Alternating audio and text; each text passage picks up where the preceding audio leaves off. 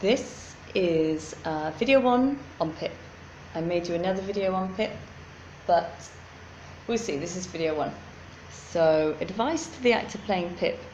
So the difficulty in playing Pip is that essentially you are an actor who is an adult actor playing two different age ranges, young Pip and adult Pip.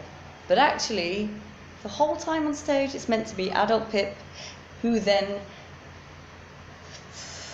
becomes child Pip, and we have to suspend our disbelief, and it's like the power of suggestion, storytelling. We have to believe that this is no longer adult Pip but child Pip. So how would you do this? You could lead through his eyes.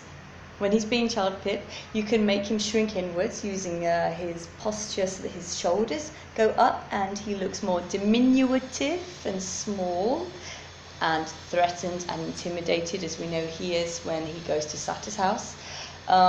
Also, if you're a child, you lead through the eyes a lot, so you can have him looking in awe and being mesmerized a lot on stage through his eyes, like this. But also, when you want him to then make the transition between, and I'm just focusing on the body language for now, I'll come to vocals in a moment. When you are trying to make the transition from adult Pip to child Pip, then I would have him go from this, being very small, to opening up the posture, leading from the chin, breathing and filling the lungs really full whenever he talks, so that his shoulders appear larger and Pip looks bigger on stage. Also, something I wanted to say about when you're playing Pip as an actor, advice: when he's at Satyr's house, and when he's afraid of Mrs. Joe, and when he's intimidated by any of the female characters, I think he should look down at his feet a lot. I think he should feel ashamed, which we know that he's called a clumsy labouring boy. It's the first time he realises that he should feel any shame for his lower status, which he shouldn't, but he's made to feel he should. Use his body language to suggest this shame and intimidation and fear as well. So his head could almost become too big for his shoulders, and it drags him down, and he also looks down at his feet. He could feel it with his hands. If he's wearing a cap, you could say that for costume, which would bridge nicely into costume now. I want to talk about that in a moment. You could have him take his cap off, remove his cap, and hold it between his hands and awkwardly twist his hands. So, costume, he could wear a costume that's too big. His clothing is too big, and that makes him appear even smaller and uncomfortable anyway, and not at ease with himself, as we know he's not at ease with his status. And he only becomes aware of that, as he explicitly says, when he meets Estella and Miss Havisham. What else? His shoes could be too big. He's clumsy. Perhaps he stumbles and he doesn't walk properly on stage. Yeah.